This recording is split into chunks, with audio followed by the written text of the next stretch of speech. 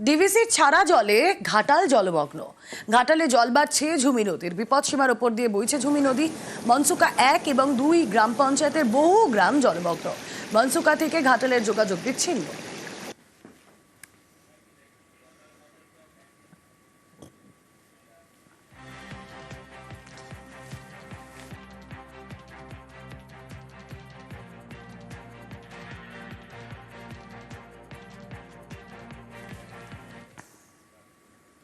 নাগারে বৃষ্টি আর তার মধ্যে জল ছাড়ছে ডিভিসির জলে বিপত্তি ঘাটালে। শিলাবতী ঝুমির জলে প্লাবিত বিস্তীর্ণ এলাকা। ঘাটালের 17টি ওয়ার্ডের মধ্যে থই থই 13টি ওয়ার্ড। 10টি গ্রাম পঞ্চায়েতে চরমে ভোগান্তি। জলমগ্ন রাজ্য সড়কে যাতায়াতে ভরসা একমাত্র নৌকা আর ডিঙি।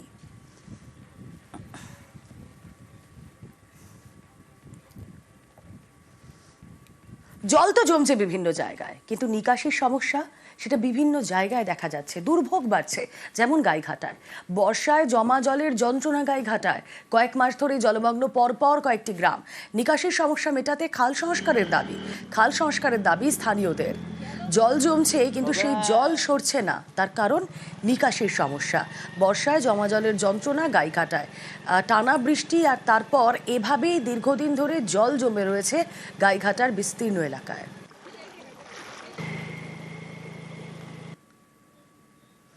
কয়েক মাস ধরেই জলমগ্ন গাইঘাটা। উত্তর 24 পরগনার গাইঘাটার ছবি আপনাদের দেখাচ্ছি। নিকাশি সমস্যা মেটাতে খাল সংস্কারের দাবি। কথা বলবো, অনিরুদ্ধ রয়েছেন আমাদের সঙ্গে। অনিরুদ্ধ, খাল সংস্কারের দাবি উঠছে, খাল সংস্কার হচ্ছে কি? দেখো রুমেলা, এই গাইঘাটা ব্লকের রামনগর এবং সুটিয়া এলাকায় প্রতি বছরই ব্যাপক আকারে বৃষ্টি হলেই জলমগ্ন হয়ে পড়ে এলাকা, এবং প্রতি বছর তাদের সমস্যার শিকার হতে হয় বলে সাধারণ মানুষ জানিয়েছে। এবং এই যে বলদেঘাটা এলাকা, সেই বলদেঘাটা এলাকাতে পাঁচপোতা এবং গোবরডাঙ্গার মধ্যে যে রাজ্য সড়ক আছে, সেই রাজ্য সড়কের উপরে জল জমে থাকে। প্রতি বছর এই জল যন্ত্রণার শিকার হতে হয় সাধারণ মানুষকে। তারা স্থানীয় যে খাল আছে, সেই খাল সংস্কারের দীর্ঘদিনের দাবি রয়েছে, সেই খাল সংস্কার করতে হবে। সেই খাল সংস্কার না হওয়ার কারণে প্রতি বছরে তাদের এই যুক্ত হয়, এবং এই খালের সঙ্গে যমুনা এবং ইছামতির একটি কানেকশন রয়েছে। সেই যমুনা এবং ইছামতি সংস্কারের দাবি তারা করছে দীর্ঘদিন ধরে। সাধারণ মানুষের দাবি যে দীর্ঘদিন ধরে ভোট আসে, ভোট যায়, সাধারণ মানুষকে নেতারা আশ্বাস দেন, মাপা জপা হয়, কিন্তু এই খাল সংস্কার হয় না। তারা চাইছে দ্রুত খাল সংস্কার হোক, যাতে এই জল যন্ত্রণা থেকে প্রতি বছর তাদের নজর থাক। হাঁটুর উপরে জল আছে। কিভাবে যাতায়াত করছেন? এই ভ্যানে যাচ্ছে লোক পারাপার করতে। এ পরিস্থিতি ভালো না, এখন এইসব রোড না উঁচু খোলা বলতে হবে না। কতগুলো ফ্যামিলি জলের তলায় আছে? অনেক। এখন এই খাল মেরামত করতে হবে, রাস্তা ঠিক করতে হবে। এই ভ্যানে করে নেওয়া হচ্ছে, বাসে করে যাচ্ছে যাতায়াত। যদি ভ্যান বাস যদি না চলে তাহলে কিভাবে যাবে? তাহলে বন্ধ হয়ে যাবে। আর একমাত্র রাস্তা তো এটা। হ্যাঁ। কতটা জল রাস্তার উপরে? হাঁটুর উপরে। আমরা রাস্তাটা উঁচু যাচ্ছি, আর এই খালটা যদি পরিষ্কার করানো হয় তাহলে তো খাল সংস্কারের দাবি। হ্যাঁ হ্যাঁ। পরিবেশ রক্ষায় গাছের বিয়ে। জলপাইগুড়িতে বটপাকুড়ের বিয়ে দিল তিস্তাপাড়ের গ্রাম। বিয়ে শেষে খাওয়া দাওয়া।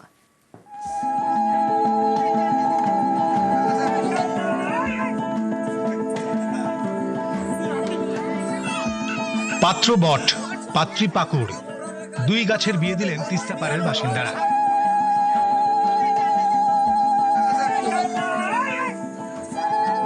বিয়ে শেষে ভুরিভোজ।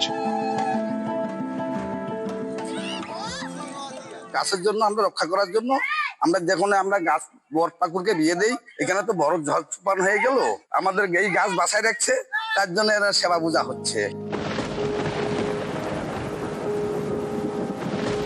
জলপাইগুড়ির দক্ষিণ সুকান্তনগর, গা ঘেঁষে বয়ে গিয়েছে তিস্তা। গত বছরের 31শে মার্চ এই গ্রামের উপর দিয়ে ঝড় বয়ে যায়। ক্ষতিগ্রস্ত হয় একাধিক বাড়ি, প্রাণ যায় একজনের। স্থানীয়দের দাবি, আশেপাশের গ্রামে ক্ষয়ক্ষতি বেশি হলেও দক্ষিণ সুকান্তনগরে ঝড় সেভাবে দাঁত ফোটাতে পারেনি। বাধা হয়ে দাঁড়ায় বড় বড় গাছ। তারপর থেকে গাছ বাঁচাতে উদ্যোগ। সেই উদ্যোগ থেকেই গাছের বিয়ে, বট পাকুড়ের বিয়ে। আমাদের ঝড় বৃষ্টি রক্ষা করার জন্য আজকে আমরা প্রকৃতি নিয়ে আজকে এই গ্রামবাসী মিলে সবাই আজকে আমরা এই বিয়েটা দিলাম।